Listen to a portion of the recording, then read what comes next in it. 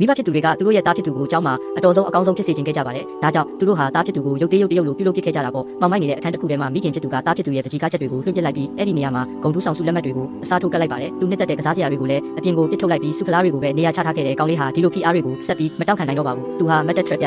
ပြန်လည်ရုံးကန်မှုစူးစမ်းခဲ့ပေမဲ့မိဘတွေကတော့မင်းကိုမွေးဖွားလာတာငါတို့မိသားစုအတွက်ဂုဏ်ဆောင်ဖို့ပဲလို့ပြောခဲ့ကြပါတယ်။အဲ့ဒီအချိန်မှာပဲကောင်လေးရဲ့ပကြီးကားတစ်ချက်ဟာကျမ်းပြင်ပေါ်ကိုပြုတ်ကျသွားခဲ့တာပေါ့။ကောင်လေးကအဲ့ဒီပကြီးကားကိုလန့်ကောက်ဖို့လုပ်လိုက်တဲ့အချိန်မှာပကြီးကားဟာအပေါ်ကိုတဖြည်းဖြည်းမြင့်တက်ပြီးလွင့်မျောသွားခဲ့ပါတယ်။ရုတ်တရက်ဆိုသလိုမျက်နှာချက်ပေါ်ကနေစာအုပ်တွေတစ်ဖွဲဖွဲပြုတ်ကျလာခဲ့ပြီးနေရံတွေပေါ်မှာလည်းဂုံတူးဆောင်စုတွေနဲ့ပြည့်နေသွားခဲ့တဲ့ကောင်လေးကအဲ့ဒီစုတွေကိုကြည့်ရင်လည်းသူ့ရဲ့အနာဂတ်ကိုမြင်အောင်နေခဲ့ပေမဲ့ဒါဟာသူ့ကိုလုံးဝမပျော်ရွှင်စေခဲ့ပါဘူး။ဘာလို့လဲဆိုတော့သူဟာသူ့မိဘတွေရဲ့ချုပ်ကိုင်မှုအောက်မှာထာဝရရုံးမထွက်နိုင်တော့မဲ့အတိတ်ပဲဖြစ်နေလို့ပါပဲ။နောက်တစ်ခဏမှာတော့သူ့ရဲ့လက်မောင်းတွေနဲ့ခြေထောက်တွေမှာကြိုးတွေချီနှောင်ထားတာကိုမြင်လိုက်ရပြီးသူ့ကိုရုပ်သေးရုပ်တရုပ်လိုလိုက်လံချုပ်ကိုင်နေခဲ့ပါတယ်။သူကအတင်းရုံးကန်ခဲ့ပေမဲ့မအောင်မြင်ခဲ့ပါဘူး။အဲ့ဒီနောက်သူဟာနေရံပေါ်ကစုကလားကြီးစီကိုအတင်းဆွဲခေါ်ခြင်းခံလိုက်ရတယ်။ဒါပေမဲ့သူလုံးဝမျောလင့်မထားတဲ့အရာကတော့အပေါ်ကနေသူ့မိဘတွေကကြိုးတွေကိုကန်ပြီးသူ့ကိုစိတ်ကြိုက်လှည့်ပတ်ချုပ်ကိုင်နေကြတာပါပဲ။မိဘတွေကတော့ဂုံယူဝင်းကြွားစွာနဲ့ပြုံးနေခဲ့ကြပေမဲ့တကယ်တမ်းထိတ်လန့်စရာကောင်းတဲ့အချက်